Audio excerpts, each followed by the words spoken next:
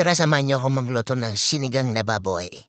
Tara samahan niyo ako maggayak ng mga ilalagay natin sa sinigang na baboy.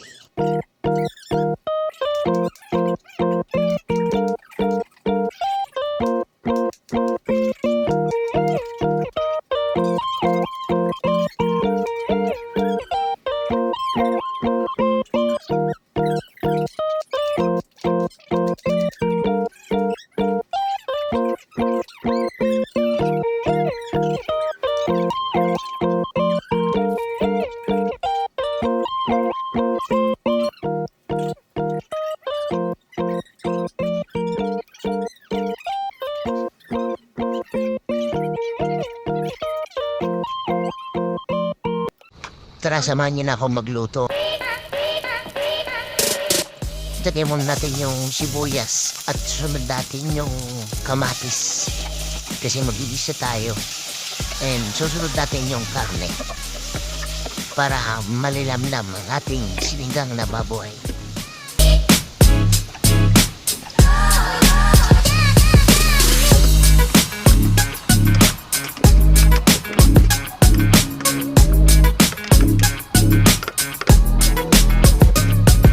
Yan, nagisa na natin yung baboy. Lagyan natin ng asin at saka pamenta.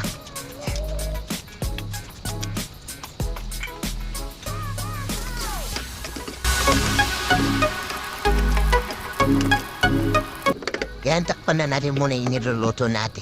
Yan, nagisa na natin yung ating baboy. Kaya lagyan na natin ng patis. Timpla na natin. At lagyan na natin ng tubig para sa sabaw.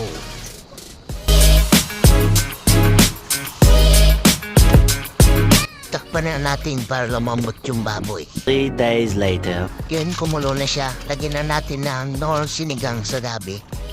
Lasahan natin kung sakto na ba yung ano niya. Tintilan pa natin ng konti kasi medyo kulang pa. 6.5 hours later. Natimpla na natin. Lagyan na natin yung sili. At isusunod natin yung okra. At ang panghuli natin yung is kangkong. Kasi mabilis sila maluto. Busin natin yung kangkong para mas masarap. Mas maraming gulay, mas masarap. Kaya, yan.